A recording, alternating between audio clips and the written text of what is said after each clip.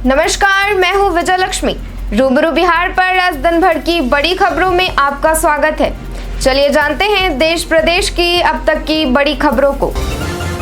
नरेंद्र मोदी एक बार फिर देश के प्रधानमंत्री के रूप में शपथ ग्रहण करेंगे। मंगलवार को जारी रुझानों के बाद दुनिया भर के नेता पीएम मोदी को बधाई दे रहे हैं। अमेरिका के राष्ट्रपति जो बाइडेन ने भी फोन कर पीएम मोदी को जीत की बधाई दी है। इस बीच दोनों नेताओं ने अमेरिकी राष्ट्रीय सुरक्षा सलाहकार जैक सुलिवान की नई दिल्ली की आगामी यात्रा को लेकर चर्चा की। नवनिर्वाचित सांसद पप्पू यादव का गुलाब बाग के मेला ग्राउंड में स्वागत किया गया। इस दौरान पप्पू यादव द्वारा आम जनता के लिए भोज का आयोजन किया गया, जिसमें बड़ी संख्या में लोग शामिल हुए।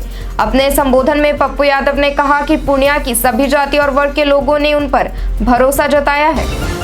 फिल्म पुष्पा 2 का शूटिंग स्केड्यूल काफी ऊपर नीचे हो रहा है। फिल्म के हीरो अल्लू अर्जुन और विलेन फहद फासिल के दृश्यों की शूटिंग अब जाकर शुरू हो सकी है। मुंबई तक पहुंच रही खबरें ये भी इशारा कर रही हैं कि अगर फिल्म की शूटिंग का हाल ऐसा ही रहा तो हो सकता है कि फिल्म अपनी तय तारीख 15 अगस्त को रिलीज ही ना हो सके। पूर्व भारतीय कप्तान महेंद्र सिंह धोनी पिछले दिनों आईपीएल में खेलते नजर आए थे। हालांकि माही की team Chennai super Kings playoff के लिए क्वालिफाई करने में नाकाम रही। बहरहाल अब महेंद्र सिंह धोनी अपने दोस्तों और फैमिली संग हॉलीडे मना रहे हैं। सोशल मीडिया पर माही की कई तस्वीरें वायरल हो रही हैं, जिसमें देखा जा सकता है कि पूर्व भारतीय कप्तान अपनी वाइफ और बेटी संग छुट्टियां मना रहे हैं। दिल्ली के लोगों को 2028 तक नए मेट्रो कॉरिडोर की सौगात मिलने वाली है। मेट्रो प्रोजेक्ट से संबंधित निर्माण के लिए भूमि अधिग्रहण और अन्य आवश्यक अनुमतियों के लिए वैधानिक मंजूरी की प्रक्रिया शुरू कर दी गई है। फेज 4 के तहत लाजपत नगर से साकेत जी ब्लॉक और इंद्रलोक से इंद्रप्रस्थ जी गोल्डन और ग्रीन लाइनों का विस्तार के बीच मेट्रो प्रोजेक्ट शुरू करने की स्वीकृति पहले ही मिल गई है। एनडीए को लोकसभा चुनाव 2024 में बहुमत मिला है और नरेंद्र मोदी तीसरी बार प्रधानमंत्री बनने वाले हैं। इसके बाद भी महाराष्ट्र, बंगाल और यूपी में भाजपा को निराशा हाथ लगी है।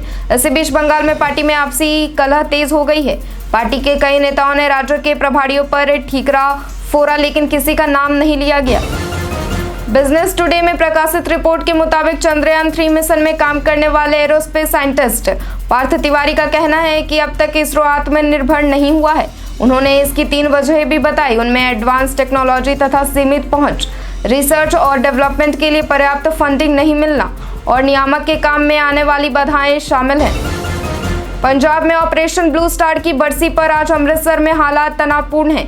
कई गर्मपंथी सिख संगठनों ने अमृतसर बंद करने का ऐलान किया है। इस बीच दरबार साहिब परिसर में अखंड पाठ साहिब के भोग डाले गए। पंजाब में ऑपरेशन ब्लू स्टार की बरसी पर इंदिरा गांधी के हत्यारे के सांसद पुत्र को सम्मानित किया गया। आईआरसीटीसी ने टूरिस्टों के लिए श्रीलंका टूर पैकेज पेश किया है। इस टूर पैकेज में टूरिस्ट रामायण से जुड़ी हुई जगहों को देखेंगे। आईआरसीटीसी ने इस टूर पैकेज का नाम श्रीलंका दी रामायण टेल्स रखा है। इस टूर पैकेज की यात्रा कोलकाता से शुरू होगी। 6 दिन का यह टूर पैकेज 14 अगस्त से शुरू होगा। इस टूर पैकेज की शुरुआती कीमत 67,000 रुपए रखी गई है। इन दिनों ओपन एआई के पॉपुलर चैटबॉट चैट जीपीटी ने दुनिया भर को अपना दीवाना बना दिया है। चैटबॉट गूगल की तुलना में इसलिए भी खास होता है क्योंकि यहाँ किसी सवाल के जवाब में आपके सामने 5 से 10 लिंक नहीं देता है, बल्कि आपके एक सवाल का यहाँ सटीक जवाब देता है। सिर्फ सवाल ही नहीं, बल्कि चैट जीपीटी के जरिए मेल लिखवाने जैसे पर्सनल काम के लिए भी इस्तेमाल कर सकते हैं। बिहार के मुख्यमंत्री नीतीश कुमार को लेकर बड़ी खबर आ रही है। सूत्र बता रहे हैं कि नीतीश कुमार एक बार फिर से लंदन के लिए निकलने वाले हैं। नीतीश कुमार कल ही एनडीए की मीटिंग में शामिल होने के लिए पटना से दिल्ली पहुंचे थे, लेकिन नीतीश कुमार दिल्ली में ही रुक गए। माना जा रहा है कि लंदन जाने से पहले नीतीश कुमार मोदी कैबिनेट में जेडीयू कोटे में शामिल होने वाले मंत्रियों की लिस्ट तैयार कर रहे हैं। भारतीय मूल की अंतरिक्ष यात्री सुनीता विलियम्स ने तीसरी बार अंतरिक्ष के लिए उड़ान भरी है। वह बोइंग के CST-100 स्टारलाइनर अंतरिक्ष यान में अंतर्राष्ट्रीय अंतरिक्ष स्टेशन के लिए उड़ान भरने वाली पहली महिला सदस्य बन गई हैं। साथ ही इस तरह के मिशन पर जाने वाली पहली महिला भी हैं। लोकसभा चुनाव 2024 के नतीजे आ चुके हैं। नरेंद्र मोदी एक बार फिर देश के प्रधानमंत्री के रूप में शपथ ग्रहण करेंगे। ऐसे में दुनिया भर के नेता मोदी को बधाई दे रहे हैं। सबसे बड़ी बात है कि भारत और कनाडा के रिश्तों में आई तल्खी के बीच प्रधानमंत्री जस्टिन ट्रूडो ने नरेंद्र मोदी को जीत की बधाई दी है। 777 चार्ली फिल्म में एक आदमी और उसके डॉग की कहानी को दिखाया गया है। उनके बीच की बॉन्डिंग देखने वाले का दिल पिघल गया और फिल्म की कहानी भी जबरदस्त लगी। 777 चार्ली ने बॉक्स ऑफिस पर जबरदस्त कमाई की और बजट से कई गुना ज्यादा मुनाफा निकाला। देश भर के विभिन्न क्षेत्रीय ग्रामीण बैंकों में ग्रुप ए के ऑफिसर स्केल 1, 2 और 3 तथा ग्रुप बी के ऑफिस असिस्टेंट के पदों पर सीधी भर्ती के लिए IBPS द्वारा आयोजित की जाने वाली चयन प्रक्रिया के लिए अधिसूचना शुक्रवार 7 जून को जारी की जाएगी। संस्थान द्वारा जारी संक्षिप्त विज्ञापन के मुताबिक इस बार की परीक्षा के लिए उम्मीदवार 27 जून 2024 तक आवेदन कर सकेंगे। नरेंद्र मोदी लगातार तीसरी बार देश के PM के पद की शपथ लेने जा रहे हैं। उनके शपथ ग्रहण समारोह में बांग्लादेश की PM शेख हसीना और श्रीलंका के राष्ट्रपति रानिल विक्रमसिंघे शिरकत करेंगे।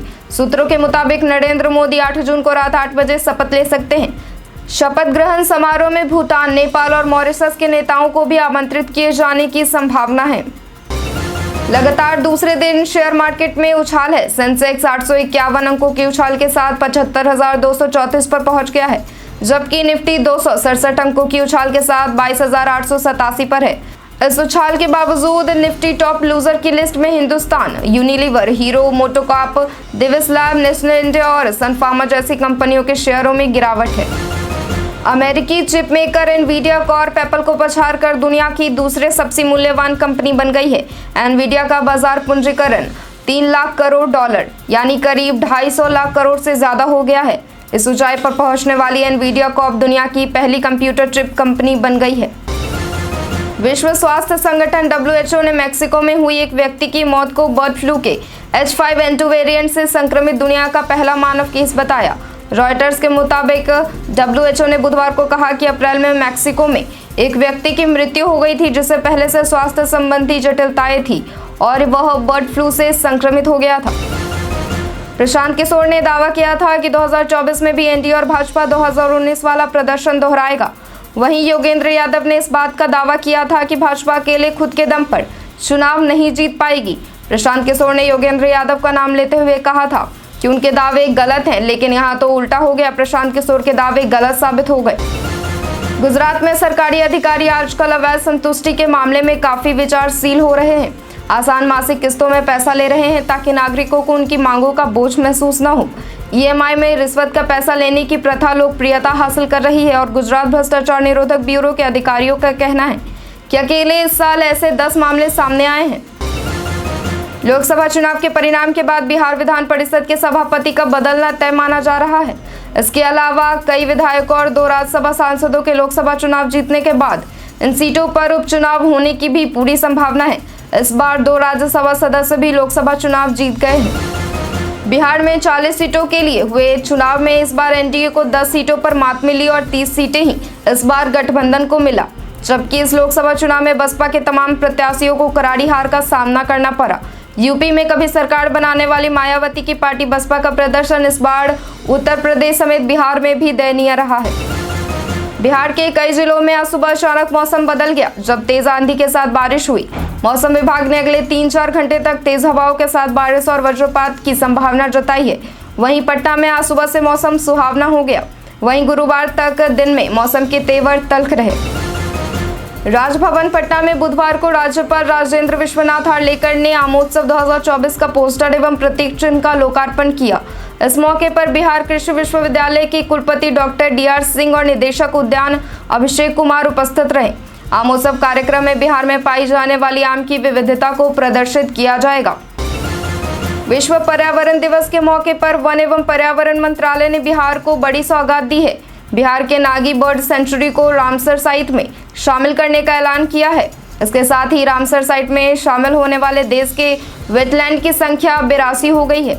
वन एवं पर्यावरण मंत्रालय का दावा है कि इस पहल से देश में बढ़ते मरुस्थलीकरण को रोकने में मदद मिलेगी।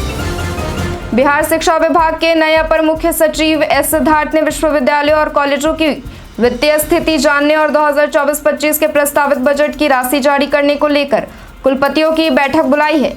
10, 11 और 12 जून को अलग अलग विश्वविद्यालयों के कुलपतियों की बैठक बुलाई गई है, जिसमें अन्य संबंधित पदाधिकारी भी शामिल रहेंगे।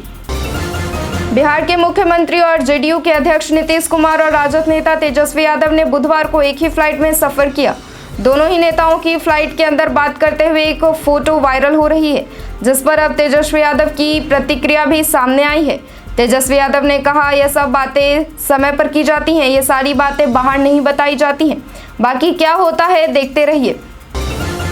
बिहार पुलिस अधीनस्थ सेवा आयोग ने आज 6 जून को मद्य निषेध, उत्पाद एवं पंजीकरण विभाग में उप निरीक्षक निषेध और बिहार सरकार के सतर्कता विभाग में पुलिस उप निरीक्षक के पद के लिए मुख्य परीक्षा के एडमिट कार्ड जारी किए हैं। योग्य उम्मीदवार आधिकारिक वेबसाइट bpssc.bis.nic.in पर जाकर अपने एडमिट कार्ड डाउनलोड कर सकते हैं। 2024 के लोकसभा चुनाव में सबसे कम उम्र की सांसद बनकर उभरी लोजपा आर की संभावी चौधरी की उम्र सिर्फ 25 साल है और वो जेडीयू मंत्री अशोक चौधरी की बेटी हैं। सांसद बनने के बाद उन्होंने पहली बार एबीपी न्यूज से खास बातचीत की। संभावी चौधरी ने कहा कि समस्तीपुर ने अपनी बेटी को अपना मानकर जिताया है, हम भी उनके सुख दुख में हमेशा साथ खड़े रहेंगे। आज के लिए इतना ही। जिन लोगों ने हमें कमेंट किया था उनका नाम है भवानी प्रसाद, कौशलेंद्र कुमार, विनोद यादव, गौरव कुमार, गंगा प्रसाद। अब बढ़ते हैं आज के सवाल की ओर। आज का सवाल है कि आप पर्यावरण को सुरक्षित रखने के लिए अपनी तरफ से क्या कोशिश करते हैं? अपना जवाब हमें कमेंट में लिखकर जरूर दें। धन्यवाद।